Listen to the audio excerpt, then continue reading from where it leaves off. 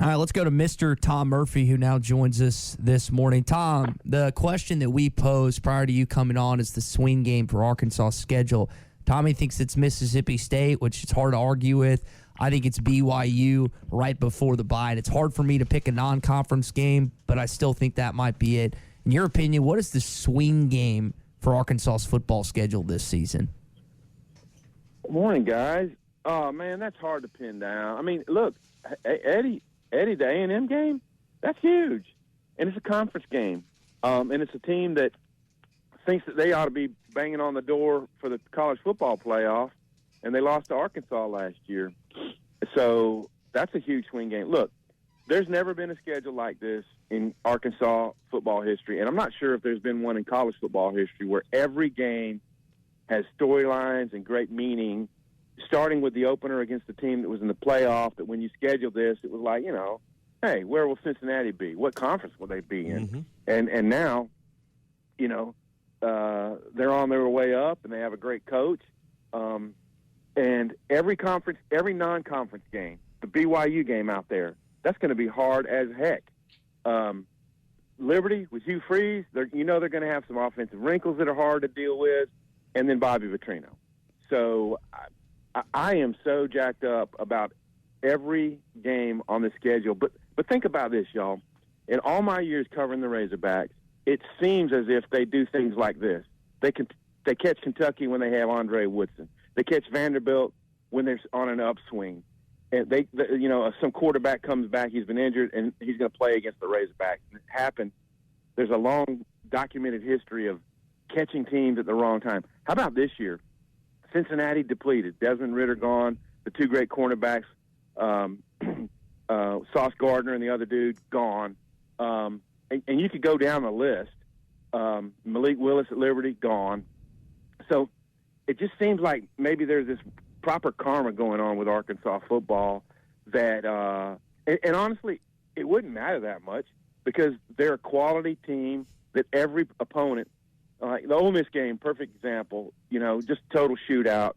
Whoever had the ball last could have won the game. Arkansas wins. If they go for two and make it, then maybe they play in the Sugar Bowl like Ole Miss did. So anyway, long answer to a lot of swing games, but I would lean more toward the A&M on maybe setting an example, although I wouldn't argue against the Cincinnati game to open the season. Tom, it's not a bad time to be covering the beat for this football team with the games you're going to get a chance to go to. We were in the College World Series in Omaha, and you were looking at flights out to Salt Lake City from X and A. Is there Tommy said BYU, which it's hard to argue, seeing Provo for the first time, going to Auburn, never been to Jordan Air. That's the game I'm most looking forward to.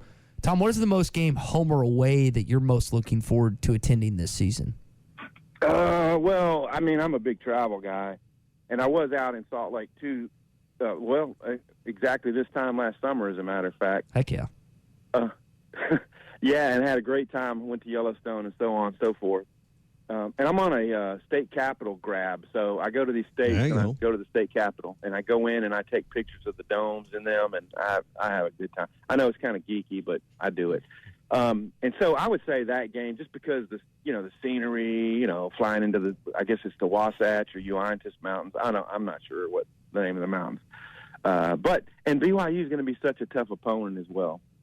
So, because the other places, I think I've been to everywhere on the schedule. And, of course, Missouri State, Cincinnati, and Liberty are all here. So, that's going to be a fun one. Yeah, I think that's you look at that 3-game road stretch, and I think it's hard. I mean, this is a great July conversation we're having about swing games. But in the end, you'll go back and identify what truly was the swing game. And I think it's the first one you win out of those 3 road games in a row. State, BYU, Auburn. I think that's the game that's going to right the ship. To me, when you say swing game, that's the one that righted the ship and kept your season from being a disaster. That's the one that turned it around. And when you look at A&M and Alabama, I just think it's hard, even if you lose to Cincinnati, that your season's now a disaster. That's not going to be a disastrous loss. Even if you have it, you could right the ship the next week against South Carolina. A&M, followed by Bama, followed by Mississippi State, followed by BYU. that's a tough 4-game stretch. And then, I think Auburn will probably be rounding into either great form or they'll be looking for a new head coach by the time Arkansas gets there. So, Tom, for me, it's which one of these games do you win first on the road, because you got 3 in a row on the road and you can't go 0-3. Wow, yeah, I see your point, and I should have dove into the schedule a little harder, but yeah, if that's the criteria you're using, then I see where you're coming from, and that is a difficult road swing. Mississippi State's going to be laying for the Razorbacks that they kind of gave away or just kept floundering down in scoring range in the first game, the streak breaker for the Razorbacks 2 years ago. Leach kept going for touchdowns when he had 4th and shorts and not kicking field goals. And, of course, he tried the field goal last year, and that didn't work for him in the game here, which was a tight game. So they probably feel they're right on par with Arkansas and haven't beaten them. BYU is going to be in good position. They play a tough schedule, but they're going to get up for this game against the Razorbacks no matter where Arkansas stands at that time. And then, Auburn, when the offseason includes a potential, parting with the coach after 1 year, that doesn't bode well, particularly when all the stuff you read on Auburn is like they're not recruiting up to their standards and all this kind of stuff. So, and yet they beat Arkansas here last year. And when I go back and look, I think Arkansas's probably, most disappointing performance was the Auburn game, and it came on the heels of the unbelievable effort against Ole Miss, and KJ just kind of wasn't himself, and they just didn't look themselves, and Bo Nix was just on, and they won that game. So that's what's great about the schedule. Anything could happen. Every game almost looks like a game that could go either way, and they had their share of wins in those games last year. And I just looked it up. It's the Wasatch Mountain Range, WASATCH, the Wasatch Mountain Range. Okay. Because I was wondering if it's part of the Rockies, not being in Utah, in that part of Utah. So you were wondering which mountain range that it sits in Provo? That's the one you were looking for, Tom. And Tom, all right. And I drove through them last year.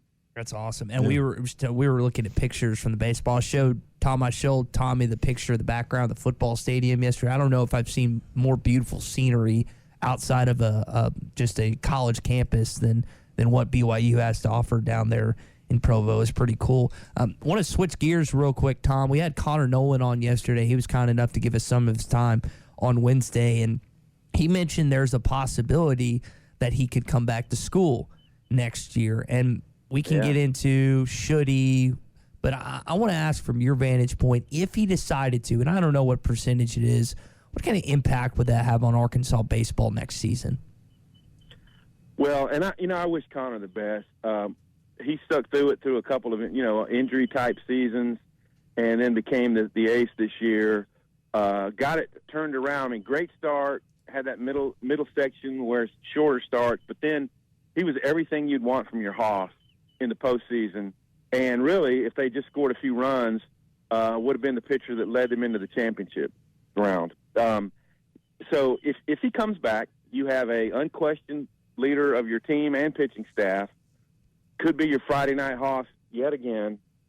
And when you can build behind that, when you can slide in the Hagen Smiths and the Brady Tigers, Jackson Wiggins, and Will McIntyre's behind that, you're just adding a huge piece to your pitching depth.